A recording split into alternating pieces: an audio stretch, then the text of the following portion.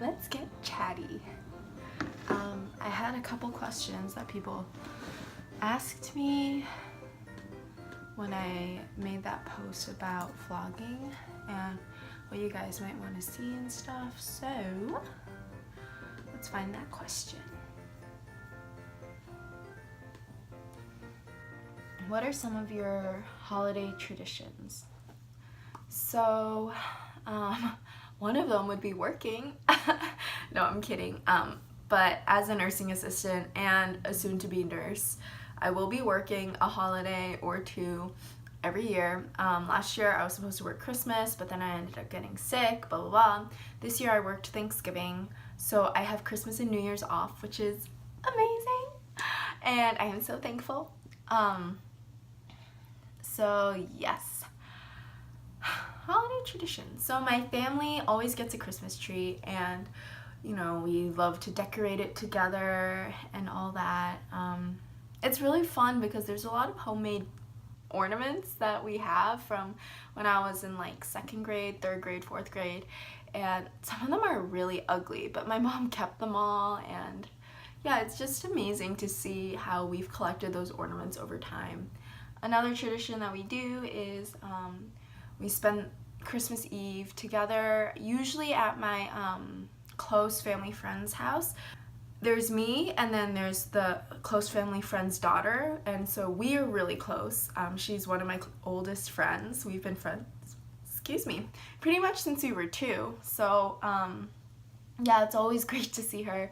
And then right after she was born, my sister was born. So the 3 of us kind of always got along, and they're just really like family to us. And I only see them about once or twice a year now, but you know, we have so much love for each other, and it's just amazing. So on Christmas Day, my family, you know, we open presents and things, and we always watch It's a Wonderful Life. We usually do a family walk or something like that. Then on New Year's, we always go to my grandfather's church in New Jersey / New York. My grandfather's a pastor, and he is a pastor of a small church, roughly about 30 people, and we play games and we just have fellowship and eat food, and it's a really amazing way to usher in the new year. And then my grandfather prays for each family. What is your favorite thing about Christmas? I love Christmas. I think I've become a truly holiday oriented person since I've developed so much joy, I guess, in my personality and in my life, all thanks to Jesus, of course. But my favorite thing about Christmas, obviously, is what it means for me as a Christian. He was born on Christmas, if you guys didn't know, the nativity story. And I think it just represents so much hope, because at the time that he was born, you know, there was a lot of, the people of Israel were hoping for a king, you know, politically, but I think spiritually they were also broken too and lost, and a lot of the Israelite leaders, religious leaders specifically, were leading unrighteously and selfishly and sinfully. And so at the time that Jesus came, it was, you know, a real moment of hope for the world and for all of humanity, for that matter. And I think that it's always a good reminder to, for me anyway, around Christmas time, not only because Jesus, my Savior, was born, but also because winter can be really hard, and it's just a message of hope, really, I guess. That's what I love about Christmas. And beyond that, I think Christmas in general is just such a loving time. Obviously, I'm aware that a lot of families have a lot of hardship and a lot of suffering and a lot of brokenness, and that the holidays can be a really impossible time for a lot of individuals, and for that I'm really sorry. But I think in general there is, you know, a spirit of kindness and giving, and, you know, even if it's temporary, it's good to see that people have the potential to be that kind and that loving, and yeah, it's hopeful, you know? So not to kind of run off on that tangent, but yes, that is my favorite thing about Christmas. Sorry, sometimes nature calls in the middle of making a video. But someone asked, how do you find motivation not to procrastinate on things and just do the damn thing? With the cold, I'm struggling and it's almost finals time and I'm stressing. Friend, I too struggle in the winter. I have pretty bad seasonal affective disorder, especially living in a place that's cloudy a lot of the winter and the springtime. Hashtag lake effect. Oh my god, that was so lame. But anyway, so I think for me, I get satisfaction out of making lists and then checking them off. And I've gotten really good about not letting those lists control me to the point where I get anxious, but I think it really does give me a good idea of what I need to accomplish for the day and for the week. So, for example, let's say I have a paper due. I will set my to-do list, not just to do the paper, but it'll say something like work on the paper for an hour or work on finding 5 research articles, things like that. And so breaking down those bigger projects and assignments and exams really helps me. So another example is, let's say you have an exam for anatomy. I would break it down by what I need to study. So chapter 3 and 4 for Monday, chapter 5 for Tuesday, review chapter 3, 4, 5 on Wednesday, and kind of break it down like that, because I think when you have specific smaller tasks to help you accomplish those big ones, it is a lot more doable and it's a lot less anxiety provoking.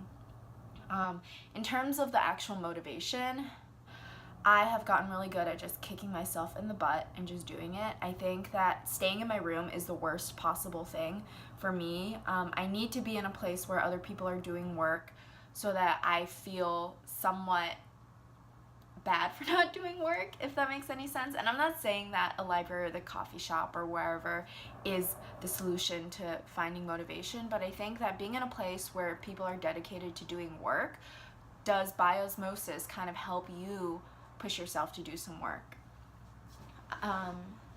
Other things that help with motivation for me, I think, is knowing that I pay a lot of money to go to school. And that's not the greatest place to have motivation, but I think when I really consider how much time, money, and energy I have spent over the last few years here, it just pushes me even more to, just finish the year strong, finish the semester strong. So yeah, all those little things really add up, I think. But at the end of the day, there's nothing super inspiring that pushes me. I just want to be done with school.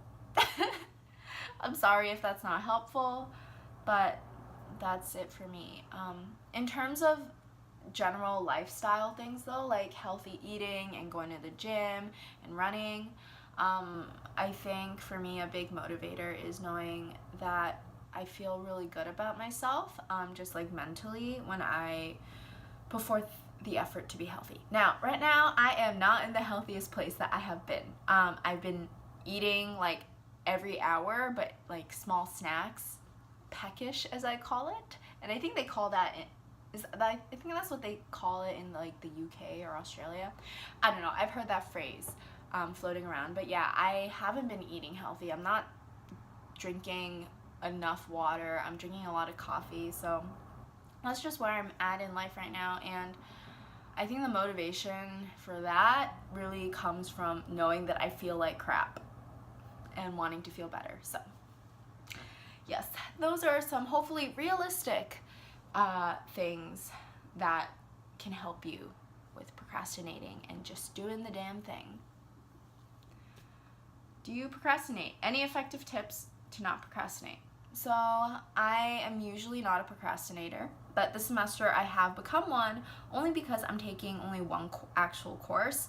The rest of my courses were already taken during the first 2 weeks of school and in an intensive format, meaning I had one class for 5 days straight from 9 a.m. to 5 p.m. So I didn't really have to worry about procrastinating because each assignment was due like a few hours later. So but in general, I think that, like I said, breaking down big tasks and making them smaller and more realistic helps you to recognize, okay, I have this small thing I need to do. It won't take a lot of time, so I'll just do it now. And I think what it comes down to is just, and this kind of ties into the other question, is just doing the damn thing. Just get it done. You know, you got to show yourself some tough love eventually. You can't just coddle yourself.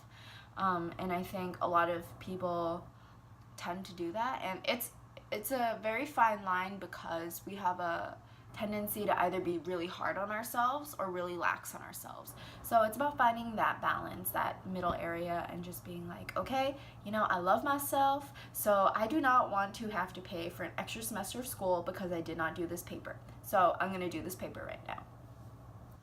So yeah, I hope those were helpful tips. But yeah, you can, I'm not someone that struggles with procrastination that much. It's more so starting the thing, you know, like the motivation piece is what I struggle with a little bit.